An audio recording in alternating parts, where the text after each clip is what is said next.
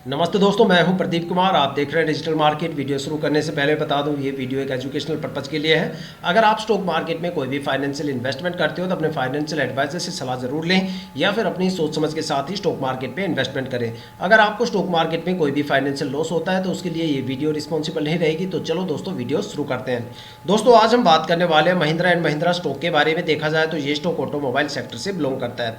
देखो, आज स्टॉक के बारे में दो ऐसी इंपॉर्टेंट चीज़ें बताने वाला हूँ। अगर आप वो दो इंपॉर्टेंट चीज़ें किसी भी स्टॉक के बारे में बारीकी से जान जाते हो तो समझ लो आपने उस स्टॉक के बारे में 60 से लेकर 80% तक जो डीप फंडामेंटल एनालिसिस है वो मात्र चंद मिनट की वीडियो में कर डाले। उसके बाद आपको इतनी ज़्यादा डीपली फंडामेंटल एनालिसिस करने की ज़रूरत नहीं है। उससे आपको एक यहाँ पे निष्कर्ष आप तक आप पहुँच जाओगे कि भाई आपको स्टॉक में ट्रेड करना चाहिए या नहीं करना चाहिए। फॉर एग्जाम्पल कि भाई आप किसी भी बैंक में जाते हो, वहाँ पर कोई भी FD लेते हो या फिर वहाँ पर कोई भी पॉलिसी आप लेते हो या फिर कोई म्यूचुअल फंड या फिर वहाँ पर बॉन्ड में आप इन्वेस्टमेंट करते हो, तो आप बैंक से ये चीज़ जरूर पूछते होंगे कि भाई जहाँ पे हम इन्वेस्टमेंट कर रहे हैं आखिर वहाँ पे कितने टाइम ड्यूरेशन के बाद हमें कितनी मैच्योरिटी मिलेगी या फिर कितना रिटर्न देखने को मिलेगा। लेकिन स्टॉक मार्केट के केस में हम ये चीज़ें इग्नोर कर देते हैं। हम बेसिक फंडामेंटल देखते हैं और स्टॉक के अंदर एंट्री कर जाते हैं। जब स्टॉक में हम एंट्री ले लेते हैं तब उसके बाद हमें काफ़ी क्वेश्चन हमारे सामने आके खड़े हो जाते हैं। भाई क्या स्टॉक में हमें रिटर्न मिलेगा या नहीं मिलेगा, क्या इसमें बड़ी गिरावट हो सकती है या फिर स्टॉक के अंदर डिलिस्ट होने के चांसेस ज़्यादा है, या फिर स्टॉक के अंदर आखिर कितने कितने टाइम ड्यूरेशन की होल्डिंग पे एक अंदाजा हमें मिल जाए कि भाई कितना रिटर्न देखने को मिलता है। ठीक है, क्या ये स्टॉक शॉर्ट टर्म में ज़्यादा प्रॉफिटेबल रहेगा या फिर ये स्टॉक लॉन्ग टर्म में ज़्यादा प्रॉफिटेबल रहेगा। तो ये काफ़ी सवाल है, आपको परेशान करते हैं। लेकिन अगर ये दो चीज़ें जो मैं आपको बताने वाला हूँ, अगर ये दो चीज़ें आप किसी भी स्टॉक के बारे में बारीकी से जान जाते हो तो यहाँ पे आप एक निष्कर्ष तक पहुँच जाते हो कि भाई आपको स्टॉक में ट्रेड लेना चाहिए या नहीं लेना चाहिए। यहाँ पे मैं सबसे पहले जो चीज़ आपको बताने वाला हूँ वो स्टॉक के पिछले 5 साल के रिटर्न के बारे में बताने वाला हूँ कि आखिर स्टॉक ने अपने इन्वेस्टर्स को पिछले 5 सालों में कितना रिटर्न दिया और कितनी ज़्यादा गिरावट हमें यहाँ पे देखने को मिलती है। जहाँ पे एक अंदाजा आपको देखने को मिलेगा, एक पैटर्न आपको देखने को मिलेगा कि भाई ये स्टॉक शॉर्ट टर्म में ज़्यादा प्रॉफिटेबल है या फिर ये स्टॉक लॉन्ग टर्म में ज़्यादा प्रॉफिटेबल है, या फिर ऐसे कौन कौन से टाइम ड्यूरेशन है जहाँ पे आपको स्टॉक में एक अच्छी खासी गिरावट या फिर लॉस देखने को मिल सकता है, या फिर ऐसे कौन कौन से पॉजिटिव टाइम ड्यूरेशन है जहाँ पे आपको स्टॉक से भर भर के रिटर्न देखने को मिल सकता है। मैक्सिमम स्टॉक में कितनी ज़्यादा गिरावट हो सकती है और मैक्सिमम ये स्टॉक कितना ज़्यादा रिटर्न देने का दम रखता है। साथ में एक नज़र डालेंगे स्टॉक के होल्डिंग पैटर्न के बारे में, कुछ बारीकियां है होल्डिंग पैटर्न के बारे में जो मैं आपको बताने वाला हूं। साथ में एक निष्कर्ष तक यहाँ पे हम पहुँचने की कोशिश करेंगे भाई क्या हमें स्टॉक में ट्रेड करना चाहिए या नहीं करना चाहिए। आपके काफ़ी ज़्यादा सवालों के जवाब इस वीडियो में छुपे हुए हैं। वीडियो को पूरा जरूर देखिएगा। आई होप कि यहाँ से आपको काफ़ी ज़्यादा वैल्यूएबल इन्फॉर्मेशन देखने और सुनने को मिलने वाली है। तो चलो दोस्तों, वीडियो शुरू करते हैं। तो बात करने वाले थे महिंद्रा एंड महिंद्रा स्टॉक के पिछले 5 साल के रिटर्न के बारे में। तो देखते हैं स्टॉक ने पिछले 5 सालों में अपने इन्वेस्टर्स को आखिर शॉर्ट टर्म और लॉन्ग टर्म में आखिर कितने कितने टाइम ड्यूरेशन की होल्डिंग करने पे आखिर अपने इन्वेस्टर्स को कितना रिटर्न दिया और कितनी ज़्यादा यहाँ पे हमें गिरावट देखने को मिलती है। अगर बात करें शॉर्ट टर्म को लेके तो देखते हैं स्टॉक ने शॉर्ट टर्म में यहाँ पे क्या परफॉर्मेंस दी है। अगर स्टॉक में 1 वीक की होल्डिंग की बात करें तो 1 वीक में स्टॉक में करीब 7.25% से ज़्यादा की गिरावट और लॉस हमें देखने को मिलता है। और अगर स्टॉक में 1 मंथ की होल्डिंग की बात करें तो 1 महीने में स्टॉक में करीब 3% से ज़्यादा की गिरावट हमें देखने को मिलती है। और अगर स्टॉक में 3 महीने की होल्डिंग की बात करें तो 3 महीने में स्टॉक में करीब 5.5% से ज़्यादा की गिरावट हमें देखने को मिलती है। और अगर स्टॉक में 6 महीने की होल्डिंग की बात करें तो 6 महीने में स्टॉक ने करीब यहाँ पे 0.59% का एक माइनस सा रिटर्न दिया है।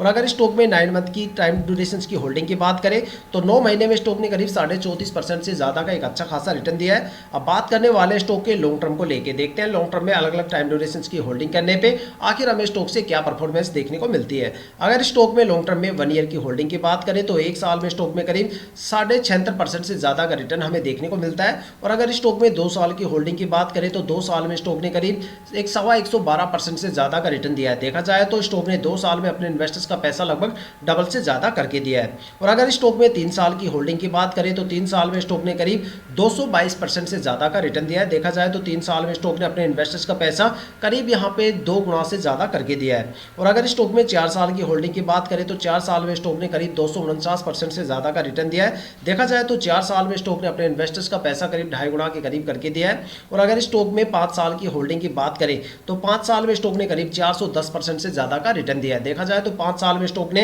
अपने इन्वेस्टर्स का पैसा करीब 4 गुना से ज़्यादा करके दिया है। अगर एक कंक्लूजन निकाल के देखा जाए तो ये स्टॉक शॉर्ट टर्म में भी काफ़ी ज़्यादा प्रॉफिटेबल है। और अगर बात करें लॉन्ग टर्म के बारे में तो लॉन्ग टर्म में भी ये स्टॉक काफ़ी ज़्यादा प्रॉफिटेबल है।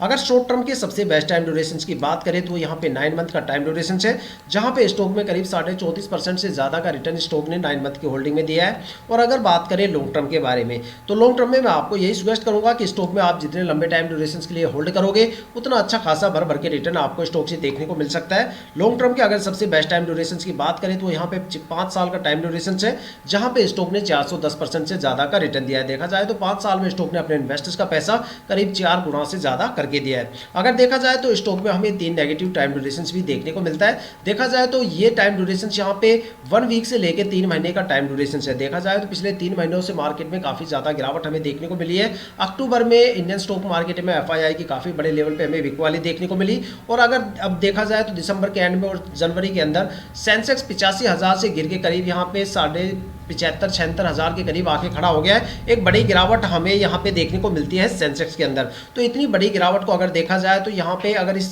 गिरावट को मार्केट की इस गिरावट को स्टॉक के साथ कंपेयर करवाए तो ये वही गिरावट हमें देखने को मिलती है, लेकिन यहाँ पे इतनी ज़्यादा गिरावट हमें स्टॉक को देखने को नहीं मिलती। वहीं पर अगर मार्केट में काफ़ी ज़्यादा स्टॉक में गिरावट अगर देखी जाए तो काफ़ी ज़्यादा स्टॉक ऐसे हैं जहाँ पे गिरावट रुकने का नाम नहीं ले रही।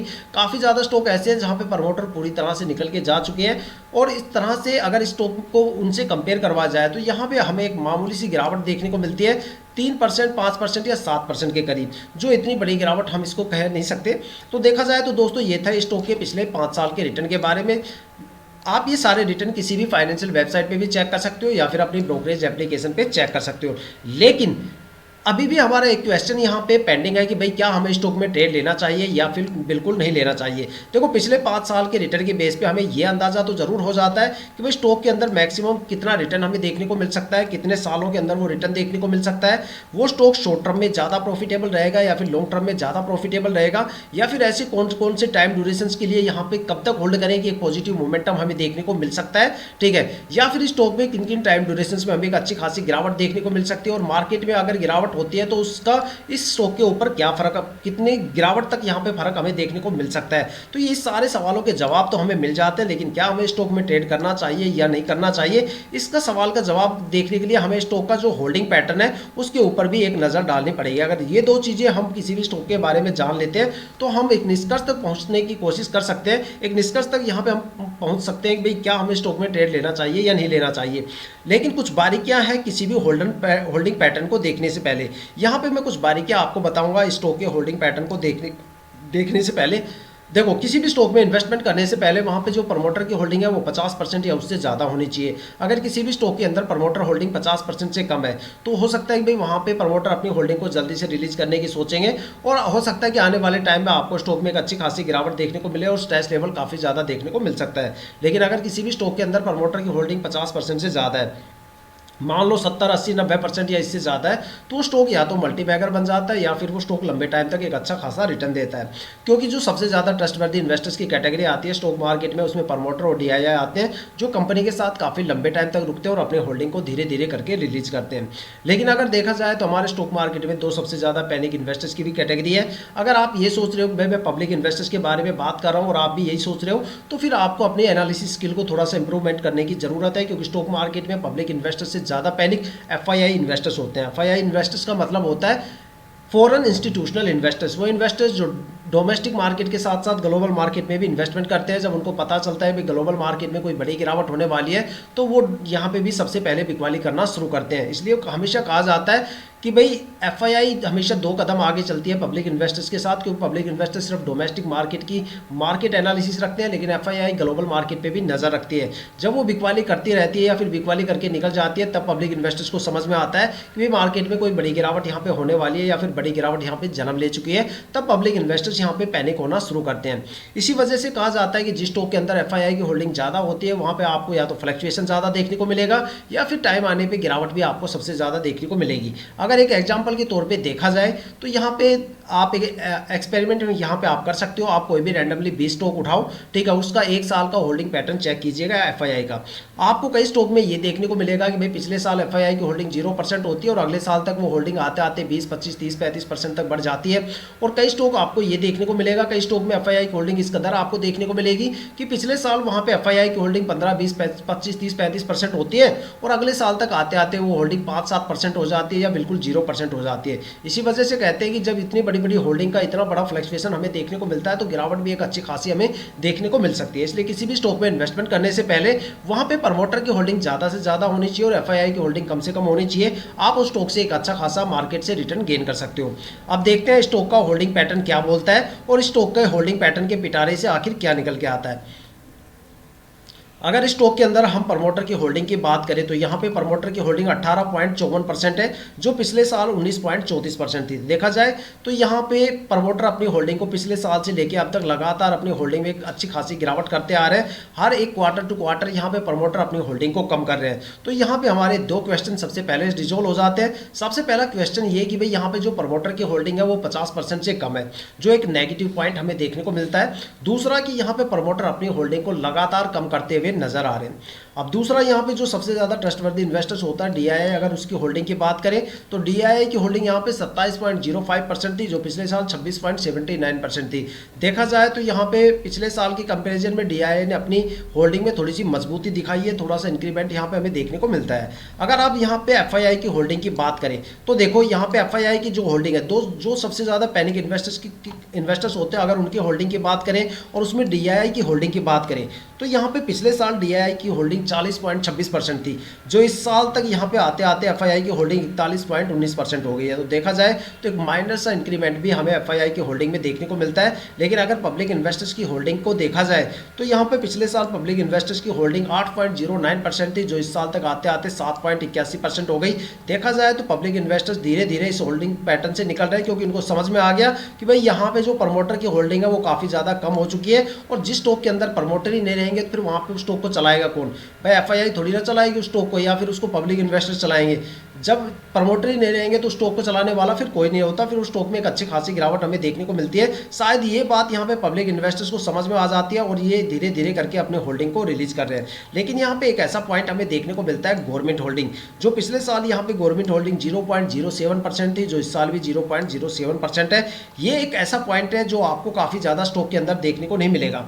देखा जाए तो जिस स्टॉक के अंदर गवर्नमेंट होल्डिंग होती है वहाँ पे हमें ट्रस्ट लेवल देखने को मिल जाता है, क्योंकि जब आप कोई भी रैंडमली 20, 25 या 30 स्टॉक उठाओगे तो उनमें से कोई आपको 1 या 2 स्टॉक ही ऐसे देखने को मिलेंगे जहां पे आपको गवर्नमेंट होल्डिंग मिलेगी और उस स्टॉक में आपको रिटर्न भी अच्छे खासे देखने को मिलते हैं। लेकिन अगर जिस स्टॉक के अंदर गवर्नमेंट होल्डिंग नहीं रहती वहां पे आपको ट्रस्ट भी देखने को इतना ज़्यादा देखने को नहीं मिलता, लेकिन इसलिए बहुत ही कम रेयर स्टॉक में आपको गवर्नमेंट होल्डिंग देखने को मिलेगी। और जाहिर सी बात है जिस स्टॉक में भी गवर्नमेंट होल्डिंग मिलेगी उस स्टॉक के लॉन्ग टर्म के रिटर्न आपको कुछ अलग ही देखने को मिलते हैं। लेकिन यहाँ पे अगर देखा जाए तो गवर्नमेंट होल्डिंग काफ़ी कम है, लेकिन यहाँ पे एक ट्रस्ट लेवल हमें देखने को मिल सकता है कि भाई स्टॉक में 1-2 साल तक एक अच्छा खासा रिटर्न हमें देखने को मिल सकता है। अगर यहाँ पे प्रमोटर अपनी होल्डिंग को बढ़ा देते हैं 50% या उससे ज़्यादा लेके जाते हैं तो स्टॉक में आपको एक अच्छा खासा उछाल देखने को मिल सकता है। तो दोस्तों अगर देखा जाए तो स्टॉक के बारे में अगर देखा जाए तो स्टॉक में यहाँ पे एक अच्छा खासा मतलब हमें होल्डिंग पैटर्न जो देखने को मिल रहा है। लेकिन यहाँ पे एक कमी हमें देखने को यही मिलती है कि भाई स्टॉक ने जो पिछले यहाँ पे जो प्रमोटर की होल्डिंग है वो यहाँ पे काफ़ी कम है, ठीक है। यहाँ पे डीआईआई की होल्डिंग भी काफ़ी ज़्यादा है, एफआईआई की होल्डिंग भी सबसे ज़्यादा है। एक चीज़ मैं आपसे पूछना चाहूँगा, अगर आप ये समझते हो कि भैया आपकी जो डीपली एनालिसिस स्किल है काफ़ी ज़्यादा मजबूत है, तो एक सवाल का जवाब मुझे कमेंट करके ज़रूर बताना कि जब भी प्रमोटर अपनी होल्डिंग को कम करते हैं तो एफआईआई हमेशा अपनी होल्डिंग को सबसे ज़्यादा क्यों करती है या फिर लगातार अपनी होल्डिंग को क्यों बढ़ाती है? इस चीज़ का जवाब मुझे कमेंट करके ज़रूर बताइएगा। तो दोस्तों देखा जाए तो स्टॉक के पिछले 5 साल के रिटर्न आपके सामने है। स्टॉक का होल्डिंग पैटर्न कैसे देखा जाता है वो मैंने आपको बता दिया। होल्डिंग पैटर्न के डेटा आपके सामने रखे हुए हैं, पिछले साल में कंपैरिजन करवाने के डेटा के साथ मैंने कंपैरिजन आपका करवा दिया।